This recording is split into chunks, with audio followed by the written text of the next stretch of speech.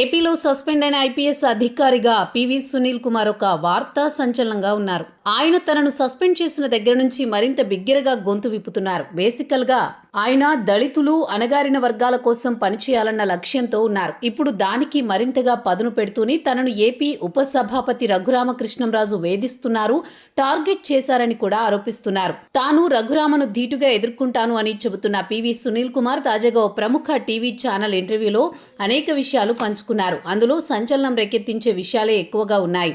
ఈ ఇంటర్వ్యూలో ఆయన ఒక విషయం అయితే బయటపెట్టారు. 2024 ఎన్నికల్లో తనకు టీడీపీ టికెట్ ఆఫర్ చేసింది అని, దాంతో ఇప్పుడు అది టాప్ లెవెల్లో సోషల్ మీడియాలో వైరల్ అవుతోందంటున్నారు. తాను రాజకీయాల్లోకి వచ్చి ఎన్నికల్లో పోటీ చేయాలంటే అది చాలా ఈజీ అని పివి సునీల్ కుమార్ చెప్పారు.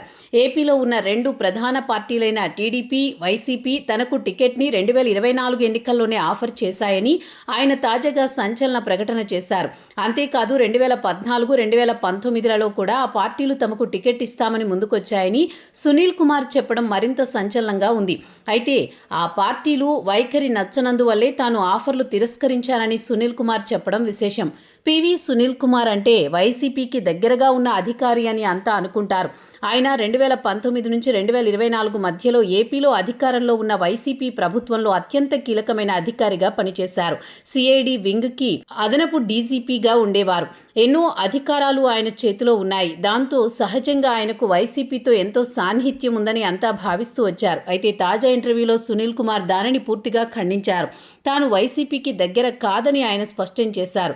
ఇక ఈ ఇంటర్వ్యూలో సునీల్ కుమార్ ధరించిన నీలిరంగు కోటును చూపిస్తూ వైసీపీకి దగ్గరగా ఉంటున్నారా అని యాంకర్ సునీల్ కుమార్ని ప్రశ్నించారు.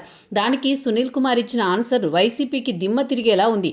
తనది బాబాసాహెబ్ అంబేద్కర్ నీలిరంగు అని సునీల్ స్పష్టమైన వైఖరితో జవాబు చెప్పారు. ఇదిలా ఉంటే సునీల్ కుమార్ తాను స్వయంగా అంబేద్కర్ ఇండియా మిషన్ని స్థాపించారు. దాని ద్వారానే రాజకీయంగా తన ఆలోచనలను సమాజంలో పంచుకుంటున్నారు. రాష్ట్రంలో దళితులు, కాపులు కలిసి రాజ్యాధికారం పంచుకోవాలని సునీల్ కుమార్ కోరుతున్నారు.